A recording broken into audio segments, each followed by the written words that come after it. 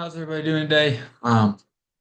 Looking forward to our spring soccer and t-ball season as it is gearing up, getting ready to rock and roll. So I'm just trying to keep this short. I know that way you can just listen to it, get all informed on what is upcoming with our season, and then we will go from there. But first, we're going to open in prayer, and then we'll go. Lord, I just want to thank you and praise you for this season, Lord. I pray that you would just guide and direct each of the young athletes, Lord, as they are playing. Pray that you keep everybody safe, allow it to be a fun and enjoyable season. I pray that you would just help everybody as they work and develop their skills, Lord, both on the field and off the field, working as a team. Pray that you just guide and direct us. We thank you and praise you and ask all these things in Jesus' name. Amen. So, first and foremost, my name is Seth Bischoff. I'm the sports director here at the YMCA. Uh, if you have participated with a season in years past with us, you've probably seen me up at the fields. And if this is your first season here with us, you will see me up at the fields, bouncing around from field to field each week. So we're looking forward to a great time, looking forward to the season that is upcoming, and hopefully have some fun and have a good time with it. It's crazy that it's already here. So, anyways, the first thing I wanted to share with you is just the YMCA mission and why we do what we do.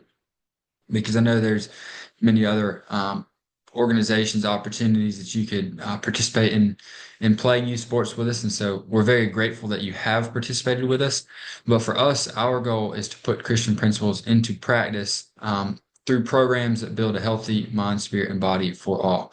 And so the main thing that I like to emphasize with that is our goal as an organization is to create a safe environment for kids to come into that they can feel safe in learning a game.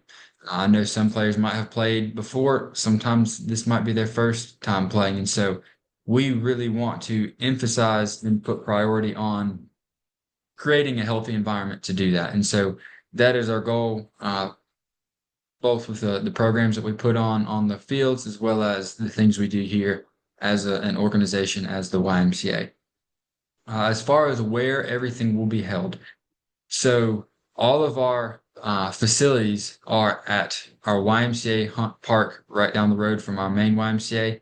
The address for that is 1823 Westover Road, Tifton, Georgia. Once again, that is 1823 Westover Road, Tifton, Georgia. And I'm going to share my screen real quick. That way you can see a layout of what the fields look like. So this is our locations. As you can see, the address was 1823 Westover Road. But when you pull up, there's two different entrances. One entrance is coming in from the gymnasium right next to our pickleball courts, and the other entrance is coming off right behind the fire department around next to Pecan Orchard over here in parking lot number 3. We'll have our pool is in the bottom left. Pickleball courts is right here center. And then we have 3 different parking lots, parking lot 1, parking lot 3, and parking lot 2. So as far as sports, all of our T-ball will be located in the field directly across from the pool. And then all of our soccer will be located over here in our field opposite of the pool. So kind of if you're looking at the concession stands in the middle, it will be on the field to the right. So field 1, 2, 3, 4, 5, 6 are our soccer fields. Field 7, 8, 9, and 10 are T-ball fields. And then in the event, if we need extra overflow soccer fields, those will be fields 11 and 12 right here in the center. So that's where we have that. As far as age groups that play in fields, so fields 1, 2, and 5 would be our 3 to 4, 5 to 6, and 7 to 8-year-old soccer. And then fields 3, 4, and 6 are our 9 to 10 and 11 to 13-year-old soccer. Oftentimes, field 6 will be utilized as our 11 to 13-year-olds, and with our oldest age group. And if we're not able to get the oldest age group on field 6, then they would probably be moved over here to field 11. So that is the field layout. The bathroom slash concession stand are here in the center, and feel free, that's where you can get concession stands up in the front. That's also where if there's any questions on where to go, what fields you might be on that day, you can just go to the concession stand and we will be able to direct you to the right place from there. And so that's what we're looking at in regards to field layout. The next thing I want to go over with you is our times of practice, times of games. What does our season look like? So our season from start to finish is 7 weeks. Our first game is going to be our first practice is March the 25th. That is a Tuesday. And then our last game is May the 8th. So our first practice, once again, is March 25th. Last game is May the 8th. Our last regular season game, that is. I'll talk a little bit more about that in detail here in just a second. We will have 3 weeks of practice, and then our games will start on April the 15th. So, like I said, 3 weeks of practice, games will start April the 15th, and then we will roll right into it from there. And then we'll have 4 weeks of games, and then our season will be over. As far as days of the week, currently everything is scheduled Tuesdays and Thursdays. That is the time that we have everything scheduled, same time of the week, every Tuesday and every Thursday. The only time that that might adjust is if we have a day that is rained out or canceled. We would then reschedule that game for the following Monday. Once again, same time, same field, just different date. If we have to cancel due to weather or other unforeseen circumstances.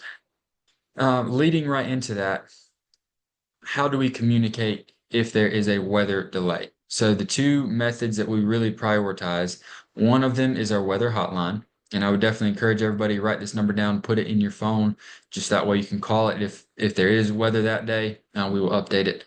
That number is 229-528-9109. Once again, 229-528-9109 is our weather hotline. And if you call that number, there will be the most previous recording. I do not update that number unless there is weather that is going to be coming in on that day. So if you call it, it might be a recording from times past. Normally, I'll start by mentioning the date that the recording is. That way you can kind of know where it is up to date. But like I said, that is the first method that we use to communicate. That way parents can just call that and they will know whether we're good to go. The goal is to try and have that call made around 30 minutes. I know there's some parents that are traveling from out of town coming into it, and so we try and make it in as advanced notice as possible, but we also try and make as much of an informed decision as we can, as oftentimes the weather here in South Georgia, as you well know, changes every 15 minutes. And so we try and wait as long as possible to make the most informed decision. That way we're not playing in poor conditions or not playing and having good conditions. So the other method that we use is our Y game time. And this is somewhere that you can go on, sign up under the Tift area YMCA branch, and then you can select and it'll send reminders to you in regards to updates for the times and things like that under the Y game time. And then also I communicate with coaches, and coaches will normally send out a group text to their teams as well. So those are the ways that we communicate in the event if a game is canceled and rescheduled. As far as practice times, we normally try and hold pretty true to our information sheet. So I'm going to go over soccer first, and then we're going to go over T-ball. So for the soccer, 3 to 4 year olds practice and play at 5:15. The 5 to 6 year olds will practice at 6, and the 7 to 8 year olds will practice at 7. Now, the reason for that, like I said, they play on the same fields, and so it'll just go from one to the other. And then the 9 to 10 year olds will practice at 6, and then 11 to 12 and 11 to 13 year olds will practice at 7. 13 to 16 year olds have not been set at a time yet. They will either be at 6 or 7, but it will depend on the fields, how many fields we have, which fields are available, and things like that. So now going over to T-ball. So the T-ball is just a slightly bit different, just because game times and practice times will differ for the 3 to 4 year olds. So for the 3 to 4 year olds, as we have either 6 to 8 teams, depending on how many coaches we're able to get in that age group, we will have 2 different practice times. So I know if you got the information sheet, it had 5:30 on it. We have to adjust that for the practice only, since there's more than 4 teams, as that's the amount of fields that we have. So the first team will practice at 5:15, and the second team will practice at 6 for the 3 to 4 year olds, and then the 5 to 6 year olds will practice at 6:45. So we'll say that one more time. 3 to 4 year olds is either going to be a 5:15 practice or a 6 o'clock practice, and then the 5 to 6 year olds will be a 6:45 practice on Tuesdays and Thursdays. And then once we go to game time, then things will go back to the information that was on the information sheet. All of the games for the 3 to 4 year olds will be at 5:30, and then all of the games for the 5 to 6 year olds will be at 6:30. And so that is how we have it set up for games, for practices, and things like that. Moving right along, now the information here is going to only apply for the 7-year-old soccer players and older. So 7-year-old soccer players and older, they will be having evaluations this week. So this parent meeting will be posted Tuesday the 18th. And so we will have an evaluation tonight as well as an evaluation Thursday night. Now we're trying something different this year. And I believe I sent out an email earlier today that has some of the information for the evaluations to the parents of the 7, 8 year olds. But I'm going to go over the times, practices, and kind of show you what that looks like. So we have today, the 18th, and then also the 20th are our 2 evaluation dates.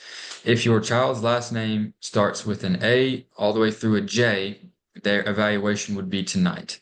If your child's last name starts with a K all the way through a Z, their evaluation will be Thursday night. Now, I've had several parents that have said, hey, we have something on this night. We cannot make it when we're supposed to. Can we come to the other one?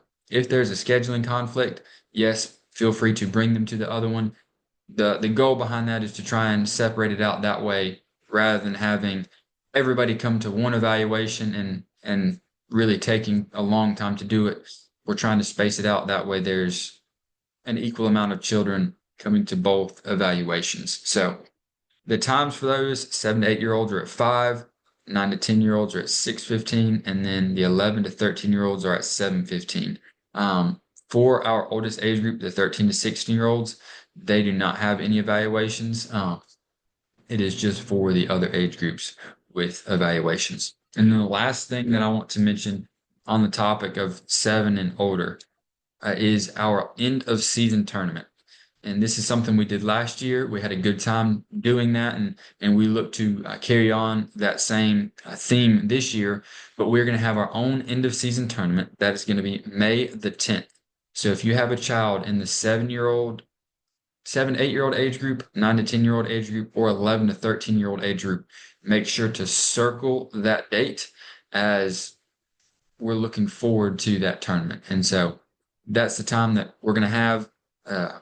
Everybody will be placed into the tournament based upon how they do in the season, and then the brackets will be played out to crown our champion that day. So once again, that's May the 10th that we will have that information.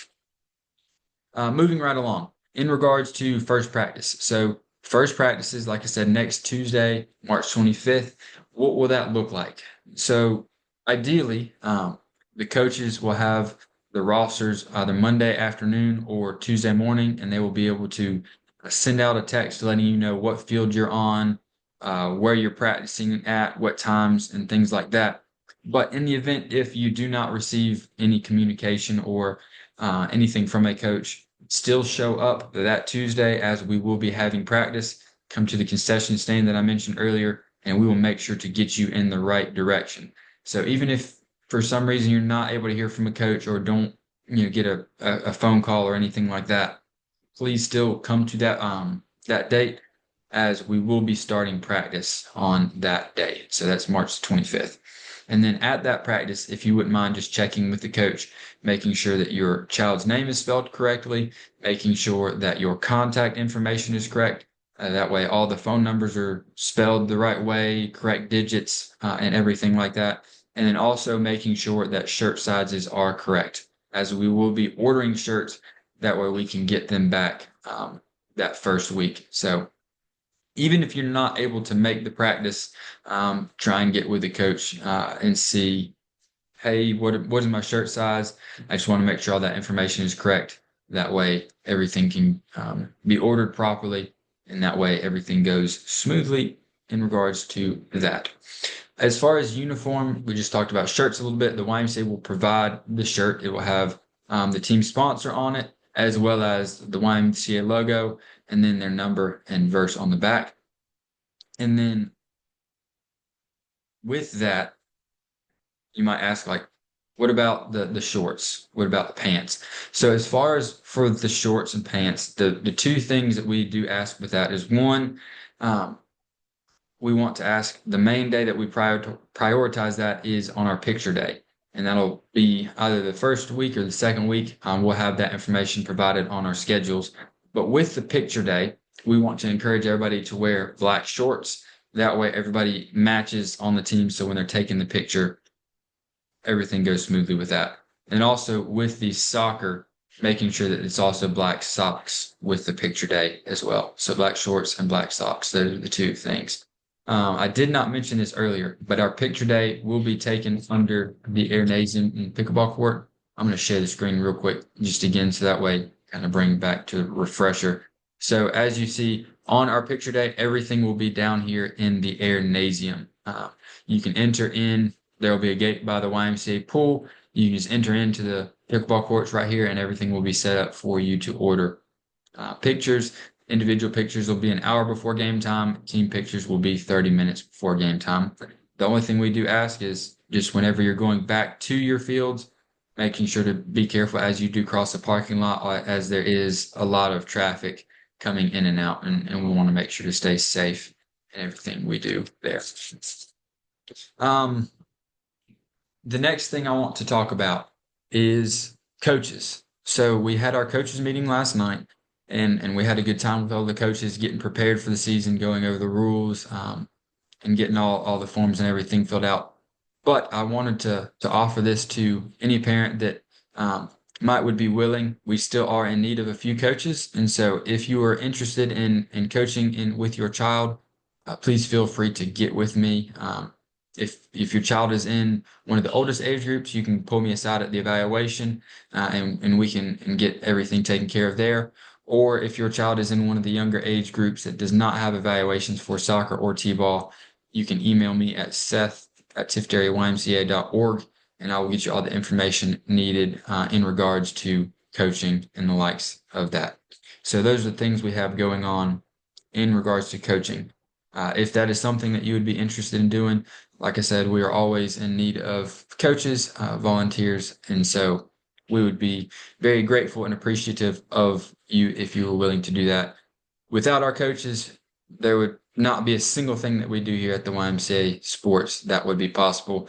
It is all made possible by the volunteers that are willing to sacrifice some of their time to help train the kids, be with the kids, coach the kids up as they are playing on the field. So if that is something that you would be willing to do, or even if you have somebody that you know that might be interested in coaching, please feel free to get them in touch with me. That way we can move forward with that. I do want to go back real quick, just talking about some of the equipment and gear that might be needed. So some of the things that are needed, we're going to go over soccer first. Soccer would be some cleats. Shin guards are the two main things. If you have your own soccer ball, you're more than welcome to bring that. The main thing is just make sure on that soccer ball your name is written on it. Now, in the event if you do not have any shin guards, try and get with your coach, and they can see, they can get with me, and we can see if we can try and find some shin guards. But those are the two things for our soccer. Now for the t-ball, the things that they will need for the t-ball will be their glove, and then if they have a bat, they're more than welcome to bring that. And then also if they have a batting helmet, they are welcome to bring that as well. Now for the t-ball, I do have extras. So in our bags, there will be some extra gloves. There will be some extra bats, and there will also be helmets that they can use while batting around. So feel free to bring those.